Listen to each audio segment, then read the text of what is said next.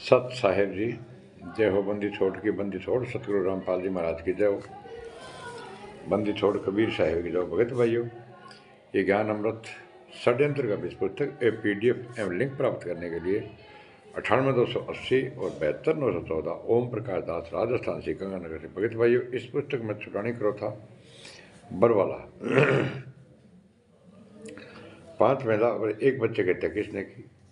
संपूर्ण जानकारी के लिए पढ़े ज्ञान अमृत षड्यंत्र का बीज पुस्तक। भगत भाइयों, इस पुस्तक को मंगाने के लिए बिहार सासाराम जिले से शशि भूषण दास जी एडवोकेट, उनके मोबाइल नंबर है 99-315 और 92-093 से भी आप पुस्तक प्राप्त कर सकते हो। भगत भाइयों और भगत भाइयों, अब मैं आप लोगों को ये बता देना चाहता हूँ, जो ये RTS के गुंडे, मुनीन्द्र मार टेस्ट के गुंडे और कबीर परमेश्वर टेस्ट के जो गुंडे हैं, जो संत रामपाल जी महाराज को सम्मानित करवा रहे थे, संत रामपाल जी महाराज की इन लोगों ने बदनामी करने के अंदर 1% भी कसर नहीं छोड़ी। भगत भाइयों, जहाँ संत रामपाल जी महाराज को सम्मानित करवा रहे हैं, स्टेज लगा रहे हैं, वहाँ पर महिलाओं को नचा रहे हैं।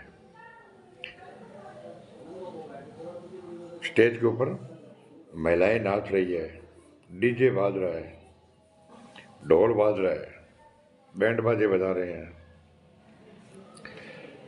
ये जो हरियाणा में ड्रामा दिखाया था भगत भाइयों, ऐसे मुद्रा करते तो रंडिये होते हैं ना, रंडिये, वो जो ये बहन बेटियों के नचा रहे हैं गुंडे। संत रामपाल जी महाराज ने कब कहा था कि सम्मानित करवाओ, DJ बजाओ, ढोल बजाओ और इन महिलाओं को नचाओ। भगत भाइयों, इन लोगों को संत रामपाल जी महाराज से कोई मतलब नहीं है। इन गुंडों को तो एक एम है कि गुंडे क्या बोलते हैं कि संत रामपाल जी महाराज जेल में अपनी मर्जी से गए हैं और अपनी मर्जी से आएंगे, और संत रामपाल जी महाराज को जेल में कौन डाल सकता है, कौन सजा कर सकता है। भगत भाइयों, आपकी आंखों के सामने संत रामपाल जी महाराज को जेल में भी डाल दिया और डबल आजीवन कारावास से सजा हो गई, और देशद्रोह का भगत भाइयों इन गुंडों ने मुकदमा लगा दिया संत रामपाल जी महाराज जी के ऊपर। जो देशद्रोह का मुकदमा भगत भाइयों, उसके अंदर फांसी का प्रावधान है। कोर्ट की माने किसने करवाई? इन RTS गुंडों ने करवाई भगत भाइयों, और अब भी ये कोर्ट की माना और करवा रहे हैं। पंजाब एंड हरियाणा कोर्ट कह रही है भीड़ को बढ़ावा नहीं देना है, सत्संग नहीं करना है, किसी को सम्मानित सम्मान नहीं करना है, लेकिन ये गुंडे उनके विपक्ष में चल रहे हैं। भगत भाइयों, इन गुंडों ने भगत भाइयों एकदम अपने मनमानी कर ली। कभी BJP को वोट दिला देते हैं, कभी कांग्रेस को, कभी आम आदमी पार्टी को, आधी आधी पार्टियों में ये वोट डलवा देते हैं। और ये आसाराम और राम जी आए दिन पैरोल पर बाहर रह रहे हैं। उन लोगों ने कभी आंदोलन नहीं किया, कभी जुलूस नहीं निकाला, कभी भीड़ को बढ़ावा नहीं दिया, कभी कोर्ट का सामना नहीं किया। भगत भाइयों, और ये जो अंधे भगत संत रामपाल जी महाराज के, ये आए दिन भीड़ को बढ़ावा कर रहे हैं, जबकि पंजाब एंड हरियाणा कोर्ट बोल रहे हैं भीड़ को बढ़ावा नहीं देना है। भगत भाइयों, और संत रामपाल जी ये बोल रहे थे ना, कौन सजा कर सकते हैं, जेल में भी डाल दिया संत रामपाल जी महाराज को, डबल आजीवन करवा दिया, और देशद्रोह का इन गुंडों ने मुकदमा लगा दिया। अब भगत भाइयों, संत रामपाल जी महाराज को सम्मानित करवा रहे हैं, DJ बजा रहे हैं, ढोल बजा रहे हैं, और इन महिलाओं को नचा रहे हैं। क्या संत रामपाल जी महाराज ने यही तत्व ज्ञान दिया था? भगत भाइयों, समय रहते जागो भगत भाइयों, और इन गुंडों से आप दबाव क्यों नहीं करते? संत रामपाल जी महाराज निर्दोष है, जेल में क्यों है? भगत भाइयों, ये गुंडे क्या बोलते, संत रामपाल जी महाराज जेल धाम में लीला कर रहे हैं। लीला वो नहीं कर रहे भगत भाइयों, लीला ये गुंडे कर रहे हैं, जितने भी हैं सब भगत भाइयों तनख्वाही है, तनख्वाह पर है। जितने भी कोऑर्डिनेटर सब फर्जी तनख्वाह पर भगत भाई, जितने भी आश्रम टोटल फर्जी है। साल में 6 से 7 भंडारा करते हैं। भगत भाइयों, आप इन भंडारों में मत जाना, आप इनको जोत पाठ का पैसा देना बंद कर दो। ये गुंडे क्या बोलते हैं कि संत रामपाल जी महाराज जेल में रहो, जो बाहर रहो, हमारा काम चल रहा है। भगत भाइयों, कैसे चल रहा है?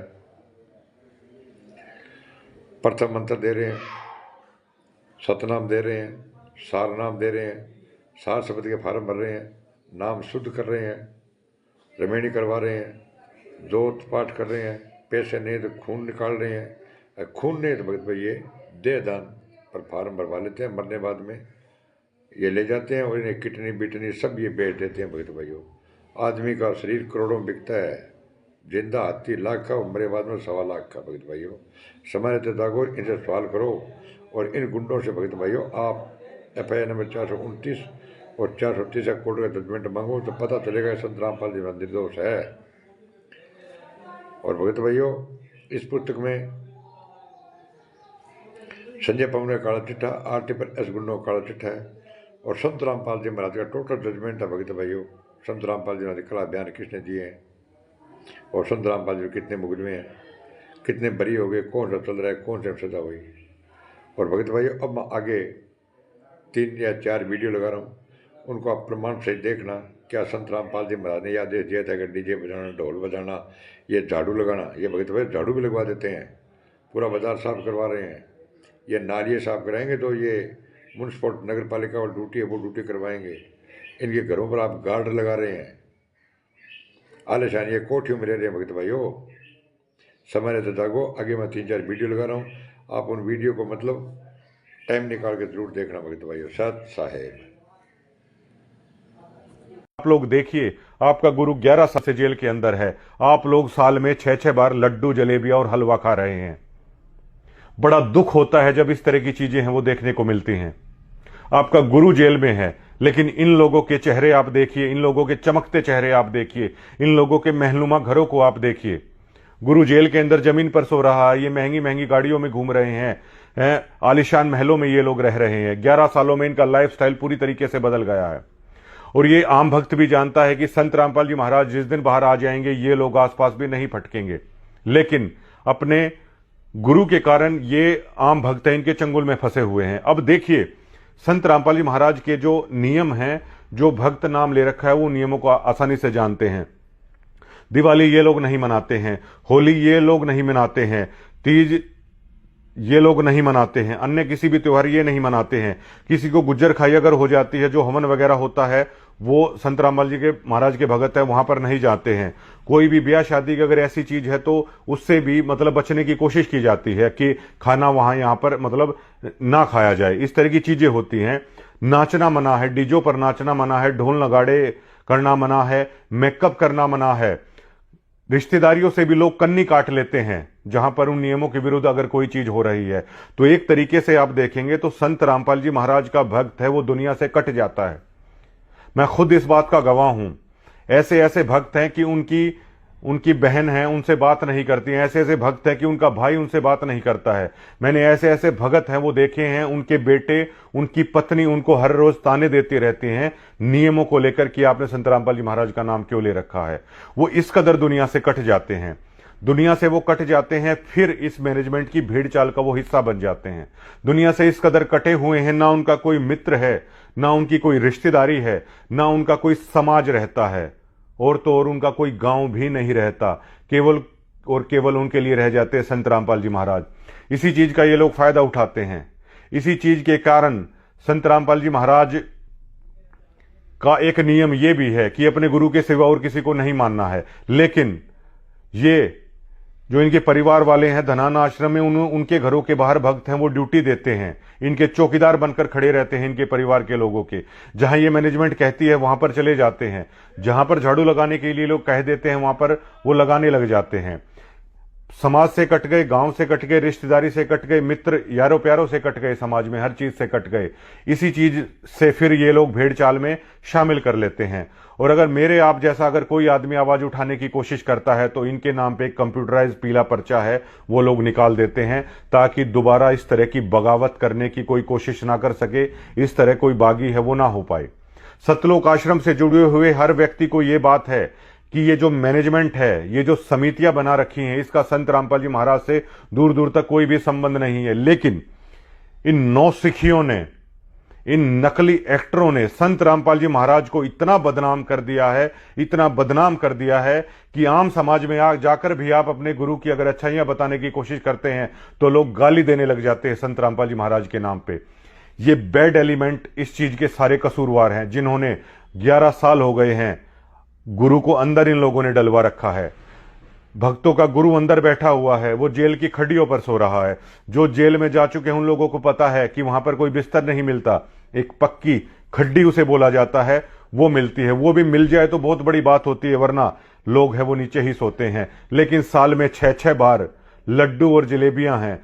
सरेआम इनके तनखैये पत्रकार वीडियोज में दिखाते हैं कि देखिए, ये बहुत शर्म की बात है कि जिसका गुरु जेल में है वो लोग छाल में 6-6 बार लड्डू हैं, वो मिठाइयां हैं, वो कर रहे हैं। जिंदा गुरु के ऊपर फूल बरसाए जा रहे हैं, ढोल नगाड़े बजाए जा रहे हैं, डांस किए जा रहे हैं, और कोई कुछ बोलने तक को तैयार नहीं है। पैसे खाए जा रहे हैं, भक्तों के दान का पैसा खाया जा रहा है, और कोई एक गरीब आदमी वो ये बोल देता है कि मेरा पैसा वापस करो, उस तक को देने का इनका मतलब वो नहीं है, और दावे किए जाते हैं। ये जो सब इन लोगों ने किया है, ये 1000 करोड़ रुपए बांटे हैं या 2000 करोड़ रुपए बांटे हैं, ग्राउंड पे इनका टोटल फेलियर दिखाता है। 1000 करोड़ रुपए लगाने के बाद 500 लोग ये नहीं जोड़ पाए हैं संत रामपाल जी महाराज के सिद्धांतों से, संत रामपाल जी महाराज की शिक्षाओं से। ये सबसे बड़ा टोटली फेलियर इस मैनेजमेंट का है। और इस मैनेजमेंट को जो भी आप पैसा दे रहे हो वो आप संत रामपाल जी महाराज को नहीं दे रहे हो, क्योंकि उन्होंने डिनाई कर दिया है, ये समितियां उनके नाम की नहीं हैं। और संत रामपाल जी महाराज कहते हैं कुपात्रों के हाथ में दी हुई चीज है वो कभी नहीं फलेगी। इसलिए अब जो संत रामपाल जी महाराज की शिक्षाओं पर चलते हैं, उनकी सच्ची भक्ति करते हैं, वो लोग अपने गुरु के बाहर आने का बड़ी शिद्दत के साथ इंतजार कर रहे हैं। जो भी दान का पैसा उन्हें देना होता है वो अपने घर पर ही संत रामपाल जी महाराज के नाम का संकल्प करके है वो रख लेते हैं, और वो संकल्प कर लेते हैं कि गुरु महाराज जब कभी आप बाहर आओगे ये दान का पैसा तब हम आपको देंगे। और मुझे पुराने भक्तों ने बताया है कि संत रामपाल जी महाराज अपने हाथ में दान का पैसा लेते थे, मतलब पहले वो पैसे को छूते थे, उसके बाद वो वहां पर रखवाते थे। इसका सीधा सा मतलब ये था कि उस गुरु ने आपका दान का पैसा स्वीकार कर लिया है। लेकिन आज जो ये कर रहे हैं वो पैसा भी उस गुरु के दे तो रहे हैं भगत, लेकिन वो पैसा इस मैनेजमेंट के नाम पे जा रहा है। आप लोग सवाल क्यों नहीं उठाते? ये लोग फेयर इलेक्शन क्यों नहीं करते हैं? सालों से यही लोग आखिरकार उस संस्था पर काबिज क्यों?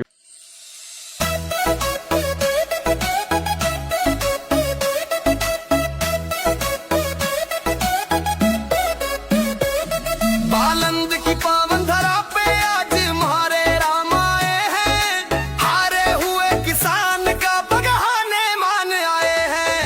बाढ़ के उस अंधेरे में जो बन के रोशनी आए थे, मानवता के रक्षक वो भगवान आए हैं। सारा आभार करते जी जो बालंद में आए हो, दिल पे सत्कार करते जी जो आज हमारे गाँव आए हो।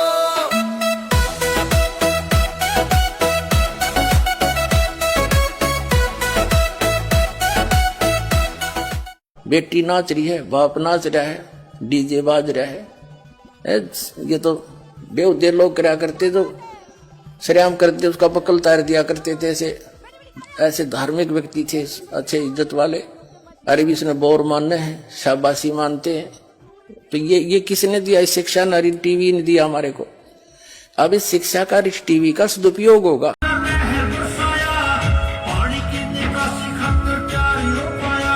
गरीबों के मकान खरीदने बनवावे, समाज सेवा में यो सब तया कर पाया, समाज सेवा में यो सब तया कर पाया। धर्म का समय तो पाठ बतावे।